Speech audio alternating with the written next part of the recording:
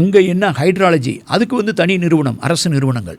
அந்த அரசு நிறுவனம் அதில் தோண்டி எங்கே தண்ணி கிடைக்கிது அப்படின்னு கேட்டால், ஒருவேளை அங்கே ஆழ்துளை பம்பு போட்டு அங்கேருந்து அந்த பேலியோ சேனல்லேருந்து தண்ணி எடுத்து இப்போ சாக்கடையாக ஓடிக்கிட்டு இருக்கிறதுல தண்ணியை கொட்டலான்னு பார்க்குறாங்க. அதுக்குன்னு அந்த பகுதியில் வந்து நதியை மேம்படுத்துறதுக்குன்னு ஒரு திட்டம் போட்டு அதுக்கு ஏகப்பட்ட. அப்போ இது வந்து யாருடைய முயற்சின்னு பாருங்கள். விண்வெளியில் ஆராய்ச்சி பண்ணுற இஸ்ரோ பங்கெடுக்குது.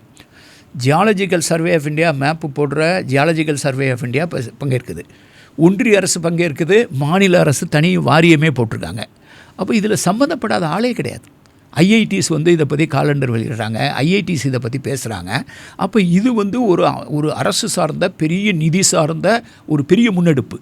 அப்போ இதை தான் நம்ம கீழடியை பண்ணும்போது, கீழடியை யார் பண்ணால் கீழடி என்ன சொல்ல வருது, சரஸ்வதியை யார் தேடுறா அது என்ன சொல்ல வருது, இந்த ரெண்டுக்கும் உள்ள வித்தியாசத்தை புரிஞ்சுக்கிட்டு இது ஏன் இப்போ பேசப்படுதுன்னு புரிகிற அந்த ஜான் மார்ஷலோடைய பின்னணியோடு புரிஞ்சுக்கிட்டால் தான் அந்த முழு விடுகதையை புரிய முடியும்.